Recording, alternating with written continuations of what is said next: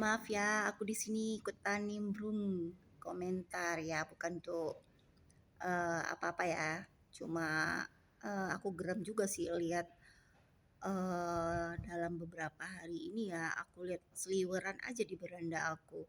Itu lagi. Ya, berita SAR-SAR Mbak SAR itu sama Bang R. Dah itu ya, aku cuma ingin menyarankan ya buat Mbak SAR. Jadi mantan, jadi wanita itu harus banyak rasa syukur, merasa puas dengan apa yang kita udah punya. Harusnya seperti itu. Jangan kita menjelekkan, apalagi itu mantan suami, ayah dari anak-anak kamu gitu loh. Nah, jangan. Kenapa mantan suami kamu stop nafkah 200 juta itu? Mungkin karena kamu melarang dia ketemu anaknya. Ya wajar. Rasa kesalnya itu akhirnya dia stop semua nafkah yang 200 juta. 200 juta itu bukan sedikit lah buat kita. Kita aja dikasih 5 juta udah seneng. Nah ini 200 juta satu bulan, ya ampun. Kok nggak ada rasa syukurnya ya jadi perempuan itu. Kamu ingat dulu kamu itu menikah dengan dia, apa kamu sudah terkenal? Enggak, aku juga nggak kenal sama kamu. Kalau nggak kamu nikah sama Ruben, mana tahu aku sama Mbak Sarwenda. Ya, cuma disayangkan itu ya sikap kamu, mulutnya yang culas, yang ngomongnya kasar, yang nggak bagus didengar dan dilihat juga gaya mulut kamu itu menyot-menyot kayak gitu, bikin orang jadi akhirnya menilai kamu itu nggak baik. Ya memang jelas nggak baik karena ucapan kamu itu menjelekkan dan menyudutkan mantan suami kamu. Kayak gitu. Jadi jangan kamu ngebahas 200 juta. Kalau kamunya sendiri tidak memberi waktu dan ruang untuk mantan suaminya ketemu anak-anakmu gitu loh, Mbak Sarwen.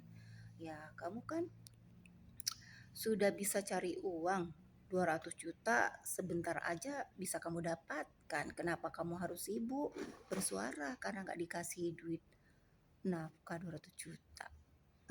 Aku ketawa juga sih dengernya. Kalau aku nih ya, kalau aku bisa menghasilkan uang sendiri lebih dari 200 juta dalam waktu singkat, ya ngapain kita sibuk dengan mantan suami yang tidak memberi nafkah sama anaknya. Nah, itu juga karena kesalahanmu sendiri. Kenapa kamu tidak memberikan ruang dan waktu untuk dia ketemu anaknya? Ya, itu wajar-wajar aja loh. Kayak gitu rasa kesal orang. Akhirnya dia stop semuanya. Ya, kamu cuma aku sarankan ya, Mbak Sarwenda. Adikmu dan kamu itu harus belajar menjaga mulut karena mulutmu harimaumu. Dan karena mulutmu itu jadi rame nih se-Indonesia, tahu semua kelakuanmu. Gak tahu nanti dulu ya kamu waktu menikahnya kayak mana, kita mana tahu ya. Ya itulah manusia yang kurang rasa syukur kayak gitu. Nah, banyak wanita-wanita di luar sana ya yang belum bercerai ataupun yang bercerai, punya anak, enggak mendapatkan nafkah dari mantan suami dan tidak mendapatkan nafkah dari suaminya selama pernikahan. Enggak dijadikan masalah walaupun mereka merasa mungkin sakit tidak dinafkahin. Karena enggak mau ribut, akhirnya mereka diem. Itulah wanita yang apa ya, yang wanita yang tidak mau merendahkan dirinya hanya karena nafkah ya. Ya memang kita berhak sih meminta nafkah. Tapi nafkah itu udah menjadi kesadaran seorang suami terhadap pasangan hidupnya dan mantan istri. Apalagi udah mantan istri ya, itu haknya hanya untuk memberikan anaknya, bukan kamu gitu loh. Tapi kalau misalnya dia tidak memberi karena ada sebab, ya itu resiko kamu, karena kamu yang tidak menjaga lisan kamu. Ya, ya banyak-banyaklah bersyukur Mbak Sar. Karena nggak semua wanita di dunia ini beruntung mendapatkan suami yang bisa menafkahi.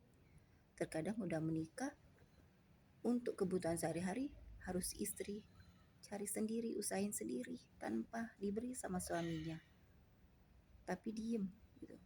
Memang sih suami itu kalau dia bertanggung jawab tanpa diminta pun dia beri. Ya cukup, itu kayak Bang Ruben itu sudah benar. Tapi karena mulutmu, karena sikapmu, ya akhirnya dia stop. Wajar dong. Ya itulah. Kalau kamu memang benar-benar tulus dan udah sadar, minta maaf aja sama Ruben, Bang Ruben ya. Langsung jangan minta maaf sama netizen, ada aja lu yang salahnya sama siapa, ngomongin siapa, kok minta maafnya sama siapa.